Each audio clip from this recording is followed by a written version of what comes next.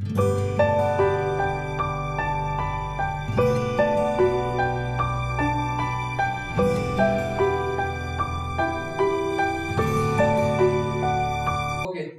Evening students.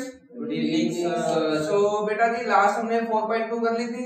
Yes sir. सो 4.3 करने से पहले एक्सरसाइज 4.3 करने से पहले हम सबसे पहले हमने एक नया फॉर्मूला यहाँ पे करना है। नया फॉर्मूला कौन से वाला है? आप लोगों ने ये तो आप लोगों को पता है ax² + bx + c = 0। ये क्या है? Quadratic equation. अब क्वाड्रेटिक इक्वेशन आप लोगों के पास है। अब हम निकाल देते हैं, अपने फैक्टर्स निकाल देते हैं पहले रूट्स। तो कौन से वाला मेथड यूज करते थे? फैक्टराइजेशन वाला मेथड। अब हमने एक नया मेथड कर रहा है। कौन से वाला? नया मेथड है d = b² - 4ac। Done. d = b² - 4ac। सबसे पहले आप लोग d निकालोगे तो इसमें a b c क्या है बेटा? x² का कोएफिशिएंट a, x का कोएफिशिएंट b और c क्या है? Constant term. सबसे पहले d निकालोगे, देन उसके बाद हमें निकालना है माइनस का b प्लस माइनस √d/2a। ये एक नया फॉर्मूला है क्या निकालने के लिए? रूट्स निकालने के लिए। एक तो मिडिल टर्म स्प्लिट था फैक्टराइजेशन वाला मेथड, और अब एक नया मेथड आया है रूट्स निकालने का, -b plus minus √d/2a।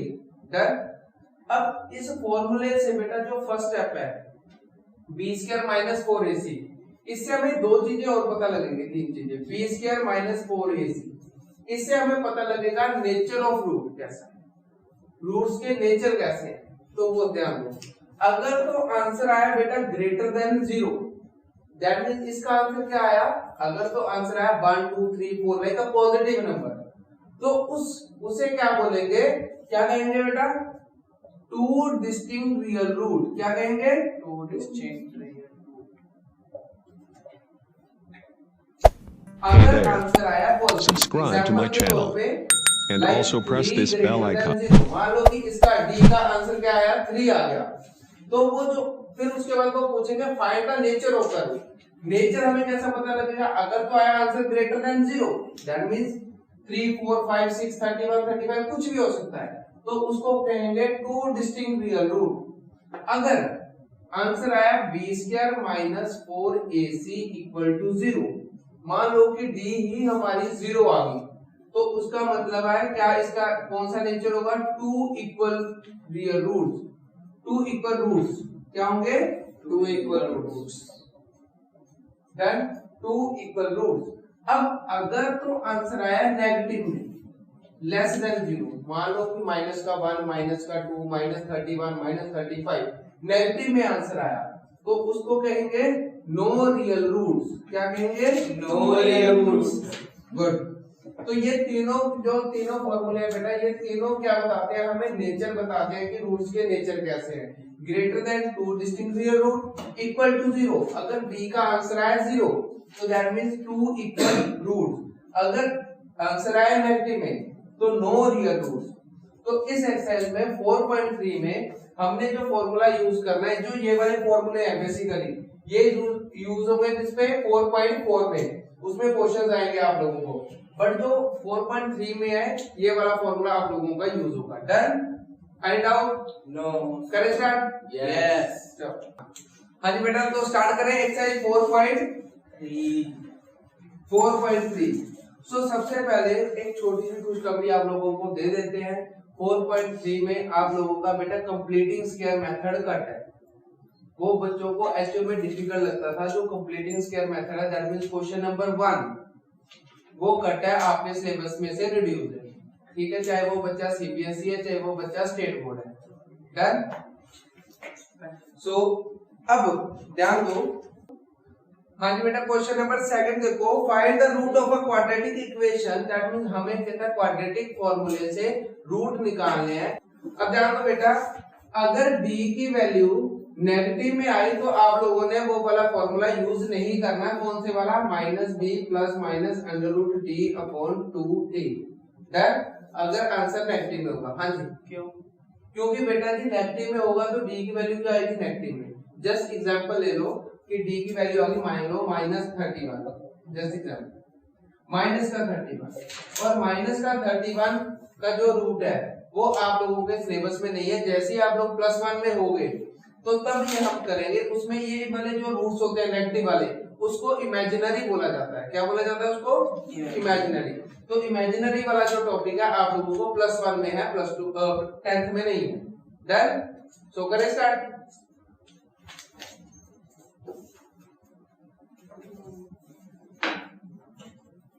So question number second का बेटा फर्स्ट पार्ट। अब उन्होंने बोला क्वेश्चन नंबर फर्स्ट को ही सॉल्व करना है आप लोगों ने, बट क्वाड्रेटिक फॉर्मूले से। तो क्वेश्चन है 2x² minus the 7x plus the 3। Done. यही है 2x² minus the 7x plus the 3। सबसे पहले क्या निकालोगे? d निकालोगे और फॉर्मूला क्या है? b² minus 4ac।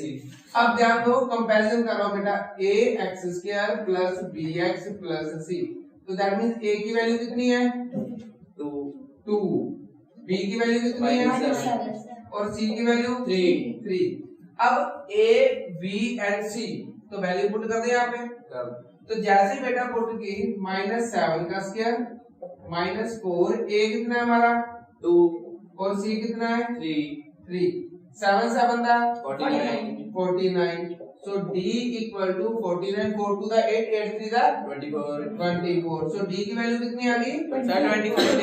24 सॉरी 24 और 25 आता है। डन। यहाँ तक समझ आया? अब d निकल गया बेटा। अब उसके बाद कौन सा फॉर्मूला अप्लाई करेंगे? -b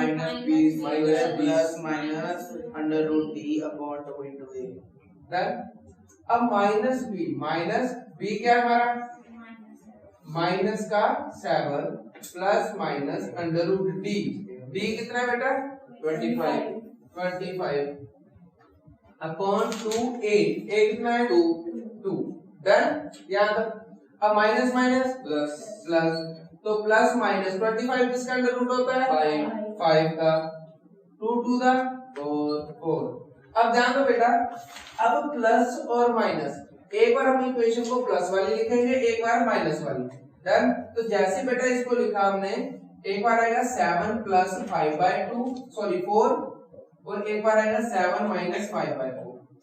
एक बार मैंने प्लस के साथ लिख दिया और एक बार माइनस के साथ। 7 प्लस 5 कितना हुआ? 12/4 2/4। 4 1 दा 4 3 दा, एक रूट बन गया 3, 2 1 दा 2 2 दा, तो एक बन गया 1/2। तो ये आप लोगों के क्या निकल गए? रूट्स निकल गए। डन। समझ आया बेटा? करो। हाँ जी बेटा, क्वेश्चन नंबर सेकंड का second part. 2x² plus x minus 4 equal to 0। Done. यही है। अब बेटा सबसे पहले क्या करेंगे? a की वैल्यू, कोएफिशिएंट कंपेयर कर लो। a की वैल्यू कितनी है? 2। x² का कोएफिशिएंट a हो गया, b कितना है? 1 और c कितना है? -4। सो सबसे पहले आप लोगों ने d निकाल देना है, b² माइनस 4ac। अब b क्या हमारा बेटा? 1 का स्क्वायर। अब वेरी इंपॉर्टेंट है बेटा, ध्यान से, अनमोल आवाज में। अब वेरी इंपॉर्टेंट बेटा, a की वैल्यू कितनी है? 2 और c कितना है? -4। अब 1 का स्क्वायर 1, एक माइनस a बेटा, एक minus a, minus minus plus 4 to the 8, 8 4 the 32। तो d की वैल्यू कितनी आ गई बेटा? 33। d आ गया हमारा 33। देन उसके बाद वी नो दैट हमें एक फॉर्मूला आता है रूट निकालने का, -b plus minus √d upon 2a। तो b की वैल्यू क्या है बेटा? एक माइनस फॉर्मूले में ये है प्लस का 1 plus minus √33 upon 2a। a क्या हमारा? 2। डन। यहाँ तक किसी को कोई डाउट? नो। अब बेटा ध्यान दो, अब √33 किसी का भी नहीं होता, तो हम क्या करेंगे? इसको ऐसे लिख देंगे 1 एक बार प्लस √33 अपॉन 2 to the 4 और एक आएगा -1 Subscribe to my channel and also press this bell icon. ये आंसर। ठीक है। हाँ जी बेटा जी, अब मेरे से क्वेश्चन नंबर फर्स्ट के जो ये पार्ट है, 4 पार्ट, उसमें से मेरे से कोई भी एक करवा लो। कौन सा करूँ? थर्ड और फोर्थ। Third part. तो थर्ड पार्ट में हमें क्या दिया हुआ है? 4x स्क्वायर क्या है बेटा थर्ड पार्ट में 4x square plus 4 √3x plus 3 plus 3 equal to 0। अब ध्यान दो हमें इक्वेशन दी हुई है ये वाली। तो सबसे पहले हमें a कितना है बेटा 4, b कितना है 4√3 और c कितना है 3। कोएफिशिएंट कंपेयर करिए बेटा सबसे पहले क्या निकालेंगे d की वैल्यू क्या है b स्क्वायर माइनस 4ac। अब b क्या है बेटा जी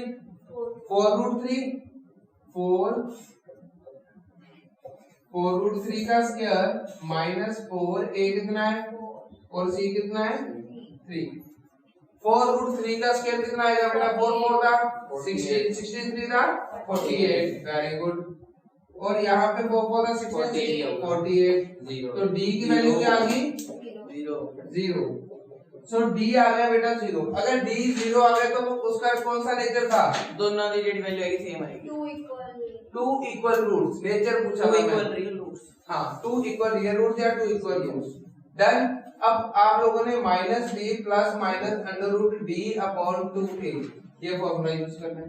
तो d की वैल्यू अगर 0 है बेटा ध्यान दो इस तरफ अगर d की वैल्यू 0 है तो इसका मतलब 0 कुछ भी आए तो आंसर क्या इक्वेशन क्या बचेगी माइनस का b अपॉन 2a ये बचेगी वैल्यू कर दो सीधी। तो माइनस b क्या हमारा माइनस 4√3 अपॉन 2 into 4 तो 4 बनता 4 बनता तो माइनस का √3/2 ये दो रूट्स निकल जाएंगे दोनों रूट सेम लिखने हैं माइनस का √3/2 डन एनी डाउट हो गया।